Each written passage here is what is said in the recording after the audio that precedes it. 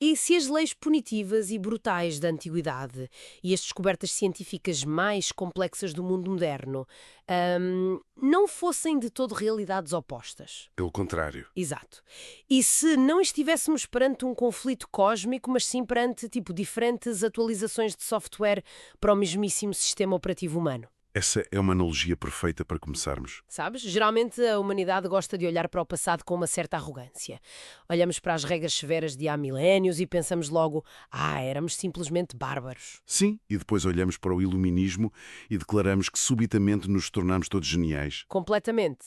Mas a nossa exploração de hoje traz uma perspectiva completamente diferente para a mesa. Traz um material que honestamente eu achei fascinante. Traz uma perspectiva que exige, acima de tudo, uma dose tremenda de humildade intelectual. O material que estamos a analisar hoje, um conjunto de ideias historicamente alinhado com o espiritismo e a filosofia moral do século XIX, propõe algo muito específico. Que o conhecimento não é uma escada que subimos magicamente. Nem pensar. É mais como uma dieta rigorosamente controlada. A premissa central de todo este texto é que as leis morais e espirituais da humanidade nunca foram nem poderiam ser entregues de uma só vez. Elas foram sendo racionadas. Exatamente racionadas. E racionadas em três grandes fases, ou revelações, como o texto lhe chama. Calibradas ao milímetro para a capacidade de gestão intelectual de cada época. Ok, vamos desvendar isso. Vamos a isso. Como é que passamos de uma era de dogmas impostos pelo pavor, baseados no medo físico, para uma visão onde supostamente a ciência empírica e a espiritualidade se fundem numa única força lógica? E a utilidade disto para quem nos acompanha é imensa, independentemente das convicções religiosas ou céticas que cada um possa ter. Se ligarmos isso ao panorama geral, a forma como gerimos a informação, como evitamos sobrecarregar um sistema e como esperamos que um grupo ganhe estrutura cognitiva para entender uma ideia complexa, é talvez o maior desafio da civilização. Sem dúvida. O que temos aqui é o uso da evolução moral como, o derradeiro estudo de caso sobre comunicação humana a longo prazo. É um estudo de caso fenomenal mesmo. E qualquer análise histórica rigorosa exige que a gente comece pelo nível mais básico, certo? Onde tudo começou. Pois. A primeira grande fase desta evolução é personificada numa figura incontornável, Moisés. Mas, e isto é fundamental, há aqui um bisturi muito afiado a atuar sobre as leis desse período. Há uma distinção no texto que francamente muda a forma como interpretamos todo o Antigo Testamento. Eu fiquei super surpreendida com isto. Sem essa distinção, caímos no erro de deitar tudo a perder. A análise separa explicitamente a época de Moisés em duas categorias de leis muito distintas. Certo. A primeira é a lei de Deus exemplificada nos 10 mandamentos. Essa é descrita no texto como atemporal e imutável. Os alicerces básicos. Exato, os alicerces. Coisas como não matarás ou não roubarás. Faz sentido. Mas depois a segunda categoria é a lei civil ou disciplinar decretada pelo próprio Moisés. E este é o ponto fulcral. Era inteiramente mutável e transitória. Repara, a questão que se levanta sempre é tipo, porquê tanta brutalidade nessa lei civil? Claro. Porque quando lemos os textos antigos, há apedrejamentos, regras draconianas sobre alimentação. Castigos completamente desproporcionais. Sim, é muito tentador olhar para isso e ver apenas crueldade primitiva. Mas o argumento aqui foca-se na gestão de uma crise sem precedentes, não é? Completamente. Pensemos na realidade sociológica daquele momento. Moisés liderava uma massa humana que a história descreve como muito turbulenta e indisciplinada. Eram pessoas que tinham acabado de sair de gerações de escravidão severa no Egito. E a escravidão destrói a bússola moral de um povo.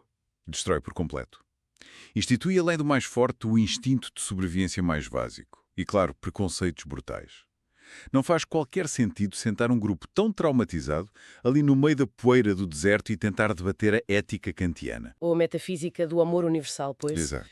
A abstração moral exige um estômago cheio e segurança física. Não. É a famosa pirâmide de Maslow em ação milénios antes do Maslow sequer existir. Precisamente. Para manter aquele grupo coeso e evitar que se aniquilassem uns aos outros, a autoridade humana precisava de uma âncora absoluta. Moisés teve de instaurar a disciplina através da única linguagem que aquela audiência específica respeitava. A força. A força, o poder implacável e o medo de um, entre aspas, Deus terrível. O senso moral ainda não existia de forma orgânica neles. Tinha de ser imposto fora para dentro. Sabes, eu comparo isso frequentemente com a declaração de lei marcial no rescaldo de uma catástrofe natural. Boa analogia. Quando uma cidade está destruída e há saques nas ruas, instaura-se a lei marcial. É dura, é altamente restritiva, não há espaço para recursos judiciais longos e as punições são severas. Sim, o objetivo é estancar a hemorragia. Exatamente. Garantir que a sociedade sobreviva àquela noite. Mas a grande tragédia acontece quando as pessoas esquecem que a lei marcial foi desenhada para ser temporária. E começam a adorá-la como se fosse o estado ideal das coisas. Nem mais. O que a primeira revelação fez foi aplicar um torniquete sociológico. Foi uma ferramenta de contenção. Mas aqui é que a coisa fica realmente interessante. Conta lá. No meio destas leis de contenção e destas punições que hoje nos parecem assustadoras, há um detalhe que costuma passar despercebido. Mas esta fonte foca isso com uma precisão cirúrgica. Tem a ver com um erro de tradução milenar que literalmente distorceu a nossa noção de justiça divina.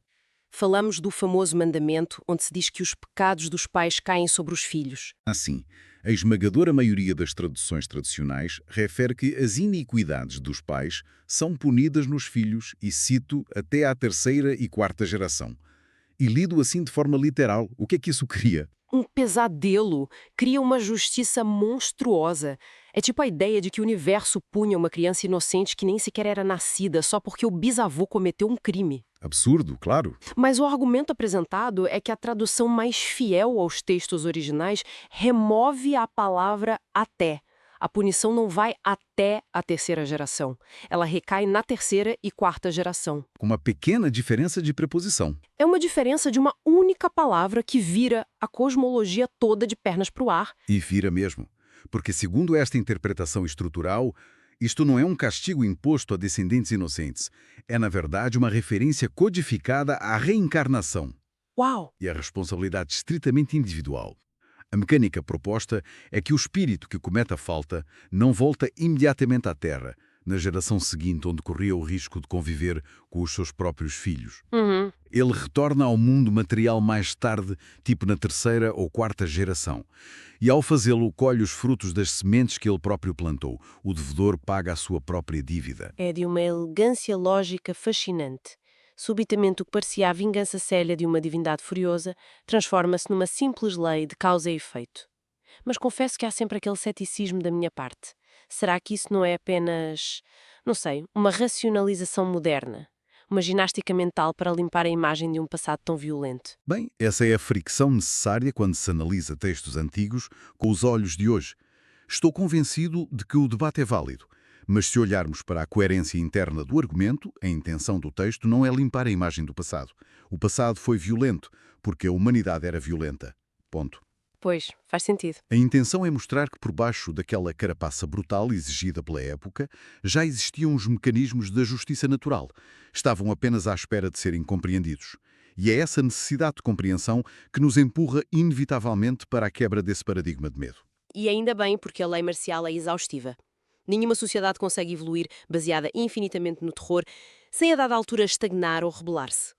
O bastão tem de ser substituído por algo que inspire de dentro para fora. E é aí que damos o segundo salto. O que nos atira para a segunda grande fase, a entrada em cena de Jesus. E a proposta aqui não é que ele tenha vindo deitar abaixo o edifício construído por Moisés, mas sim mudar o foco da estrutura inteira. O texto é incisivo ao afirmar que o propósito dele era, e cito novamente, cumprir e desenvolver as leis anteriores. Jesus representa aqui quase uma compressão brutal de dados. Como assim? Ele olha para aquele labirinto infindável de regras cíveis, os rituais de purificação, as proibições do deserto e reduz aquilo tudo a uma única instrução base. Amar a Deus e ao próximo, como a si mesmo. Simplifica. Mas a análise faz uma afirmação que desestabiliza muitas das visões tradicionais. Afirma, categoricamente, que Jesus não ensinou tudo o que havia para ensinar. Espera, ele escondeu o jogo? Não escondeu por malícia, mas por puro pragmatismo pedagógico. A argumentação é que a humanidade daquele século não possuía a estrutura cognitiva necessária para absorver as engrenagens mais finas do universo. Por isso ele falou por parábolas. Ah, claro! Ele usou alegorias pastorais tipo sementes, ovelhas, campos, e não fez porque a verdade espiritual fosse um conto de fadas agrícola. Fez isso porque essa era a fronteira intelectual do seu público na altura. É a tal necessidade da atualização do sistema operativo. Sabes, eu vejo a intervenção de Jesus quase como a entrega de um gigantesco ficheiro zip. Um fecheiro zip, gosto disso. Sim, um ficheiro fortemente comprimido que continha, o código-fonte de toda a moralidade cósmica. O problema é que no século I a humanidade simplesmente não tinha o software de descompressão. Não tínhamos a capacidade de processamento intelectual. Faltavam as ferramentas? Exato. Então, o que é que fizemos? Pegamos naquele ficheiro fechado, construímos catedrais lindas em volta dele, adorámos o ícone do ficheiro durante séculos a fio, mas não o conseguimos ler na sua totalidade. Tivemos de esperar centenas de anos para que a nossa civilização desenvolvesse a ferramenta certa para o extrair. A analogia do fecheiro comprimido é muito ilustrativa, mas vamos acrescentar-lhe uma camada extra de complexidade. Esse fecheiro não ficou apenas ali parado no disco rígido a acumular pó sagrado. Funcionou mais como uma cápsula de libertação prolongada. E isso levanta uma questão importante sobre o papel fundamental daquilo que chamamos de conhecimento secular. Da ciência, no fundo. Exatamente. O argumento sublinha que a ciência, a mesma força empírica que frequentemente chocou de frente com os dogmas religiosos, foi exatamente a força preparatória indispensável. Ou seja, a ciência não foi o inimigo do ficheiro zip. Ela foi a criação do software para o conseguir abrir.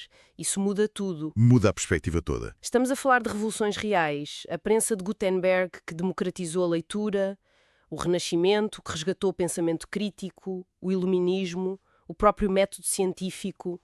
Tudo isso forçou o cérebro humano a pensar em termos de causa e efeito tangíveis. A exigência de provas. E a evolução material e científica reestruturou a cognição da sociedade. O argumento é que, sem a disciplina rigorosa da observação científica, a humanidade nunca conseguiria olhar para além da pura magia. Se entregássemos os segredos das leis universais antes do desenvolvimento da ciência, as pessoas iam meramente transformar esses segredos em novas superstições. Ia ser só mais um dogma. Exato. Foi preciso que a ciência destruísse o pensamento mágico para que o campo ficasse finalmente livre para a terceira fase. E é aí que o sistema operativo finalmente dá o salto geracional. Chegamos à terceira revelação mencionada no texto do Espiritismo e, malta, a primeira coisa que salta à vista é a quebra brutal do modelo de distribuição disto. Uma quebra total. Moisés desceu da montanha com tábuas de pedra sozinho, Jesus caminhava com os seus discípulos e falava às multidões. Havia sempre um ponto focal único, uma liderança carismática visível. Mas esta terceira fase é completamente anónima na sua origem estrutural. É descrita na fonte como um ser coletivo. Deixa de haver um indivíduo iluminado e isolado para passar a haver um fenómeno global. Mensagens que alegadamente são comunicadas através de múltiplas pessoas em diferentes países e culturas simultaneamente, e sem que houvesse supostamente uma conspiração prévia entre elas. Mas olha, do ponto de vista prático e puramente lógico, como é que isso sustenta uma autoria coletiva e descentralizada a ditar preceitos filosóficos tão profundos? Isso soa incrivelmente a um modelo de código aberto. Um modelo open source aplicado à fundação moral do universo. E percebe-se a lógica. Qualquer pessoa, com a receptividade certa, pode descarregar um pacote de dados.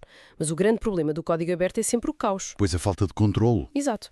Como é que evitas que isso se transforme numa cacofonia de vozes contraditórias, sem um líder carismático para bater na mesa e dizer o que é certo? Onde é que está o rigor nisto? Bem, essa é provavelmente a crítica mais inteligente que se pode fazer a este modelo.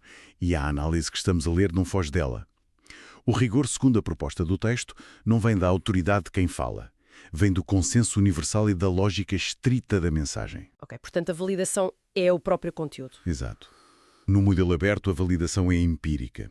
Se uma ideia faz sentido matemático, moral e filosófico, e se essa mesma ideia é corroborada de forma independente por milhares de fontes isoladas, então temos um dado consolidado. A autoridade desloca-se do mensageiro para a irrefutabilidade da prova. Retira-se a adoração da equação e coloca-se à análise de dados. Brilhante. E o grande objetivo desse processamento de dados massivo é fascinante, desmistificar o sobrenatural. Porque a ideia é mostrar que o sobrenatural, na verdade, é apenas o natural, que ainda não foi cartografado pela ciência. Durante séculos, nós chamamos milagre a tudo o que não conseguimos medir com uma régua. Pois é. A terceira fase vem afirmar que o mundo espiritual não é um reino de fantasia à margem da física ou da química.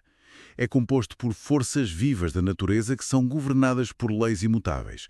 O que a antiguidade considerava feitiçaria ou ira divina era apenas a manifestação de mecânicas subtis que a nossa tecnologia perceptiva simplesmente ainda não alcançava. E é precisamente essa tentativa monumental de transformar a magia em mecânica que nos atira para o grande clímax desta linha de raciocínio. O verdadeiro choque de titãs abordado no texto. A proposta de uma aliança definitiva entre a ciência e a religião. Historicamente, são forças que habitam em planetas diferentes. Universos diferentes. Sim. Mas o argumento lógico que nos é apresentado é super implacável.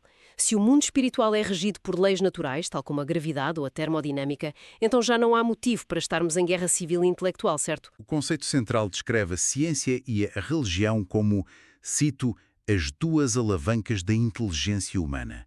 A ciência puxa a alavanca do mundo material, revelando os seus segredos.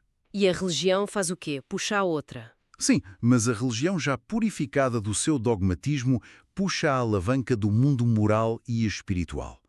Como a premissa é que ambas derivam do mesmo princípio criador universal, da mesma inteligência matriz, é matematicamente impossível que elas se contradigam. A não ser que alguém esteja a ler mal os dados. Precisamente, se houver contradição, ou a ciência observou mal o fenómeno material, ou a religião deixou-se cegar por um excesso de exclusivismo humano. Sabes, eu admito que quando eu olho para a história humana, o meu ceticismo natural dispara aos pulos ao ler isto.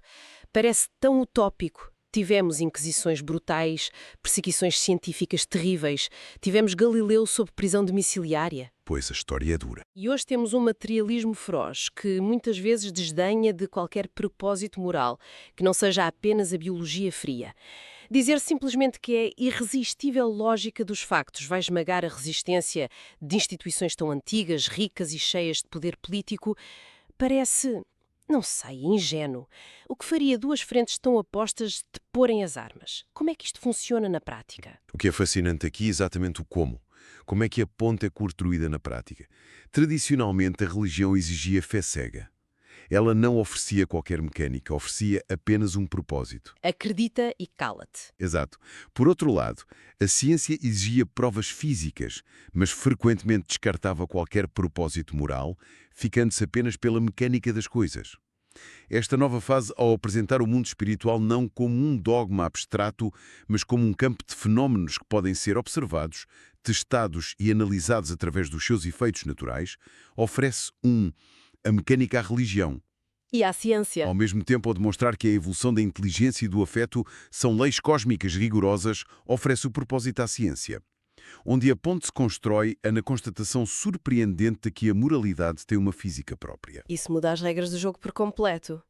Mas os atritos não vão desaparecer de um dia para o outro, com certeza. E a própria análise concorda plenamente contigo. Não promete uma assinatura de tratado de paz num jardim ensolarado. Descreve este movimento como uma revolução. E as revoluções geram sempre abalos sísmicos nas estruturas sociais. As instituições seculares não vão dar as mãos instantaneamente. Claro que não. Mas a visão a longo prazo é guiada pela chamada lei do progresso. A ideia de que as verdades orgânicas não precisam de exércitos para vencer. Elas vencem por pura força de gravidade conceptual à medida que as falsas premissas colapsam sob o peso da sua própria obsolescência. Ou seja, o edifício velho cai porque os alicerces apodreceram, não porque alguém o empurrou ativamente. E o que confere um tom quase de reportagem no terreno a tudo isto é que a fonte não apresenta as suas conclusões num vácuo de filosofia de gabinete. Nada disso. Para validar a mudança de paradigma, o texto inclui comunicações que alegadamente provêm de mentes históricas famosas a falarem a partir do tal outro lado.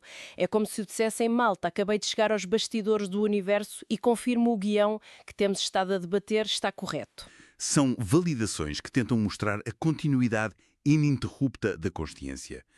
Temos no texto referências a um espírito israelita a refletir sobre a dureza necessária da fase de Moisés. Temos o filósofo Fenelon a propor uma cruzada pacífica, construída por pequenos gestos, os tais grãos de areia. Muito poético. Mas para mim, o caso mais pragmático sobre como funciona a atualização intelectual vem das mensagens de Erasto, relativas a Santo Agostinho. Santo Agostinho, estamos a falar de um dos maiores gigantes intelectuais da Igreja primitiva, um autêntico pilar do pensamento de todo o mundo ocidental. E Erasto detalha como Agostinho, nas suas famosas Confissões, já antecipava que, após a morte da sua mãe, A Santa Mónica, pois. sim, ele já previa que o véu da morte não a impediria de a voltar e lhe transmitir verdades sobre a vida futura. A semente intuitiva já lá estava no século V, mas a grande ironia cósmica e a prova definitiva do conceito de evolução contínua surge quando percebemos o estado do próprio Agostinho após deixar o corpo físico. A atualização do santo. É genial. A documentação aponta que Agostinho, agora livre do contexto limitador do Império Romano e das limitações científicas óbvias da sua época, submeteu as suas próprias opiniões terrenas a uma espécie de revisão por pares no mundo espiritual. Revisão por pares no além. É uma boa forma de pôr as coisas. Ideias que ele defendeu com unhas e dentes em vida. O material destaca que ele abandonou a crença nos demónios como a atuação material de íncubos e súcubos, e isto é incrível, reconheceu publicamente o seu erro ao ter condenado a teoria dos antípodas, ou seja, a ideia de que a Terra era redonda e habitada do outro lado. Exato. Imaginemos tipo um grande físico que morre agarrado a uma teoria que defendeu apaixonadamente durante 50 anos. Quando passa para a dimensão espiritual, ganha acesso ao equivalente a um supertelescópio universal. Em vez de amoar e abraçar os livros antigos com teimosia egoísta, ele olha pelas lentes novas e diz: bem, malta, afinal a minha geometria estava errada. Confundi folclore com física, mas o núcleo fundamental da minha busca, o amor e o propósito criador, mantém-se intacto e mais vivo do que nunca. É o atestado de óbito do dogma absoluto. Mostra de forma clara que o progresso da razão e do espírito não sofre uma paralisia fatal com a morte física. A eternidade não é um estado aborrecido de estagnação, onde a mente humana cristaliza exatamente na forma como pensava aos 80 anos de idade. É, antes de mais, uma jornada dinâmica de correção de perspectiva.